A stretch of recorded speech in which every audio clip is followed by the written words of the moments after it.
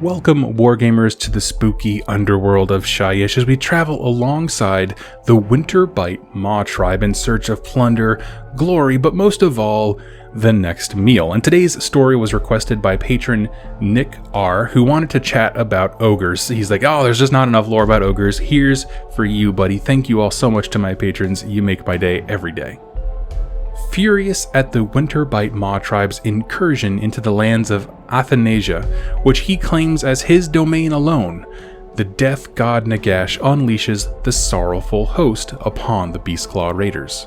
This innumerable Nighthaunt army sweeps down upon the Winterbite, who fall back before the spectral assault, retreating into the mists of the Everwinter. Masses of spirit hosts and chain-gassed follow in pursuit, but such is the supernatural cold of the cursed blizzard that even their ethereal bodies begin to freeze, crystallizing into semi-solid matter. The ogres rush to counterattack, with Icebrow hunters leading in loping packs of yetis into the fray and smashing their would-be assailants into shards of ice. The Freya crunch their brittle foes between their teeth, and the great necromancer learns a disturbing truth. Even the spectral dead are not immune to the eternal hunger of the Everwinter. One of the longer stories we've covered from Battletome timelines, and frankly one of the more detailed, and so we'll start by setting the scene, talking about the forces involved, and of course exploring at the end here how we can play this out on the tabletop. So the story is set in a region known as Athanasia, which is Greek for eternal life or deathlessness, which makes it funny, seeing as though it's located in the prime inner lands of Shyish, not too far from the Nadir, which is a black hole of death magic that nothing can escape from. This is actually the first location I've covered in these videos that can be found in the maps of the core book. If you turn to the Shyish Realms section in the core book, Athanasia refers to a large territory rather than a specific point. You can actually see it if you open the book, it's up towards the top left. It's kind of this huge space within the continent, but it's not like a specific point like, say, a city would be. And there are a few notable things about that region that we do get from this map, and a few others that we've kind of pieced together. So for example, it's the home of the Ulrung Lodge of Fireslayers, who followed a trail of Urgold deep into Shyish. This was pointed out in the Malign Portent's short story, All Turns to Ash, which I will link down below. There's also an Order Serpentis fortification tower known as Nar Kavas from the cities of Sigmar, though we don't have a lot of info on that one. We kind of just know that it exists.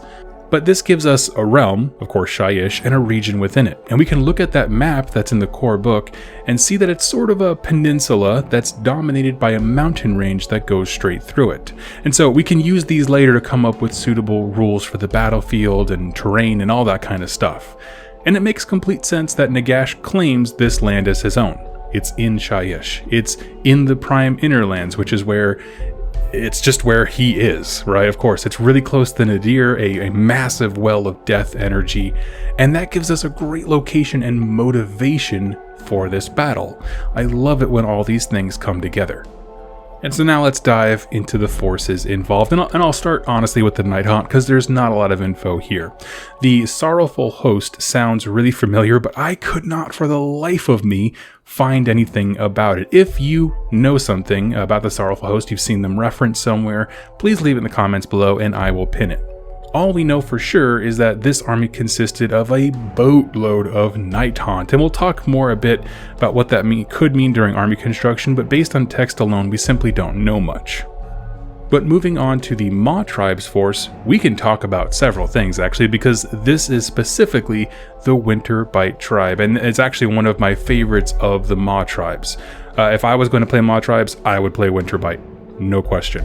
Among the different Beastclaw raider groups, ogres of the Winterbite are known as the Freya. You've heard that used in the story up above, and that term translates loosely to unseen hunter, and you'll figure out why here in just a hot second.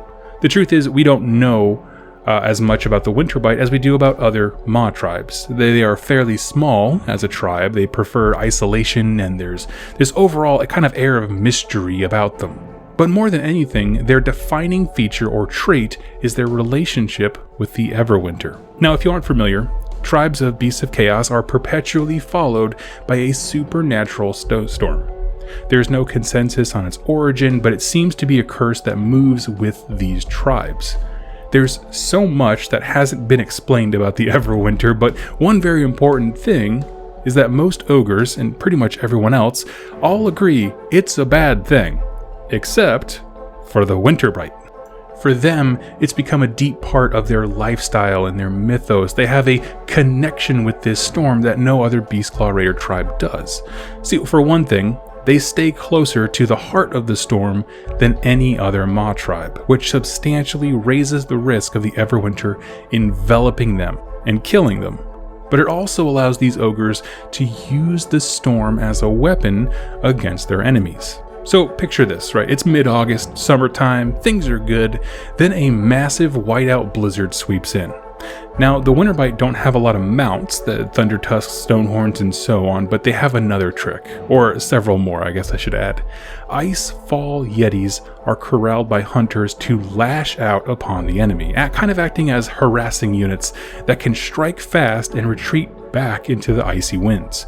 It gives the creatures sort of a natural camouflage, and this extends to the rest of the tribe as well. They all wear white pelts to conceal themselves within the storm. And these are not like walk up and punch you in the face kind of ogres, they're sneaky, which makes them so dangerous. They only fight on their terms, using camouflage, ambush, sneak attacks, and so on. To them, the Everwinter is the source of life and a blessing from Gorka Morka. It ensnares their prey and shrouds them in secrecy. So if you're getting attacked by them, all you see is white, right? There's snow, there's wind, they blend right in, so oftentimes you'll hear guns and bows firing off at nothing, because even though everything is white, this cacophony of motion between wind and snowdrifts and yetis and ogres and white pelts, it's all completely meant to be disorienting. And when the prey is at its end, the ogres descend and wipe them out, taking big bites of flesh that's like frozen rock solid. The tribe then moves on, leaving a frozen graveyard in their wake. I really like the Winterbite, if you couldn't tell, and I see this story as the perfect example of them in action. Like when you read in the lore that this is how they fight, you're like, okay, so they're the sneaky ones. But then when you actually see a story that uses and puts those abilities in context, I like it. I like it a lot. So this faction rolls up to Athanasia, didn't do anything wrong except for, trespassing on Nagash's lawn, and they are immediately confronted with a huge Nighthaunt army. So what's their first response? Fall back. Which are two words you never really hear like in a destruction army outside of Grots when they're like morale breaks, but this is exactly what I meant earlier by using the Everwinter. The Winterbite always want to be fighting on their terms, and so the Everwinter turning all areas that it goes to into the same frozen hellscape allow them to do that, right? Once you get used to a life in the tundra, you have an immediate advantage over anyone who doesn't. So, like I said, they fall back, and waves of spirit hosts and chain ghast follow closely, only to start freezing. Now, at first, the story kind of lost me for a hot second when I was thinking about this. Doesn't make any sense. How do you freeze a phantom? But we're talking about being near the heart of a truly supernatural storm, and I think the emphasis in this specific story is on the supernatural aspect, whereas in a lot of the stories about Beastclaw Raiders, it's more the storm, right? It's just kind of a background thing. It's the setting they're always in, but this is a real emphasis on no, this is not like a hurricane storm that's just following people. There's something different about it. And now that I've seen this story, I want more like it. I want you to teach me about the Everwinter by showing me what it does to various races and locations. Being able to freeze ghosts, to me, really highlights the arcane nature of it all. More so than we get in the actual blurb about the Everwinter. So whatever the Everwinter is, it is a basic storm that makes things cold, yes, but it's also a vortex of intense magic power, as if they were pulling their own reservoir of power with them wherever they went. And like I described earlier, the Winterbite default to be the Freya, unseen hunters. Yetis and hunters sweep in and take advantage of the storm's effect upon their ethereal enemy. Soon after that, the rest of the tribe pounces in. And Nagash, along with us, the reader, learn a huge lesson about the Everwinter. And so that is the story, right? Let's talk a little bit more about the combatants here. Of course, I'll explore more on the Night Haunt when I get to a story from their book, but let's talk about bringing these events to the table, right? The two factions involved, and we'll kind of have some loose guidelines to build some forces. We'll start with the Night Haunt since it's way faster. The short answer is do whatever you want, just avoid named characters. I mean, that's pretty much all I got. No characters are mentioned here. If you do have to take one, like, just because of the collection that you own, that's totally fine. Don't worry about it. It's not a hard, fast rule. None of these things are. But, just understand that this is a force that I couldn't find tied to anything, so they could be anonymous. They could have been wiped out in the story. We wouldn't know. Now, I assumed, reading this, that this is an Allegiance Night Haunt army, but of course it doesn't have to be. You could go Legions of Nagash, seeing as how Nagash himself, the God of Undeath, literally directed them. Like, in this exact scenario, it is a Legion of Nagash. It is literally him sending out troops specifically. And the only units mentioned are Chain Rasps and Spirit Hosts. And they do fit into a Legions of Nagash army. And so, of course, there's that. There's Grand Alliance Death, but there's not a whole lot going on there. For me personally, just based on the things that I've seen and kind of like the important parts of the story where the lesson learned by Nagash was that ethereal stuff freezes, I'm probably going to lean towards Night Haunt when it comes to army building. But of course, like I said, you can do whatever you want. In stark contrast, though, we can say a few things about list building for the Mawtribes army that was depicted. Obviously, run them as Winterbite. It is a sub-faction that they're talking about, a very specific one. They have an emphasis on Yetis and Hunters in their rules, but also in the story. Again, those are like the only named units that we have in terms of like specific units that you can play that were pointed out.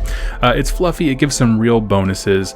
But understand, because the Yetis and the Hunters are named, it doesn't mean that you have to have a complete army of them. Do what sounds fun, right? And while they have fewer big beasts, so like Stonehorns and Thundertusks and all that stuff, they still do have some.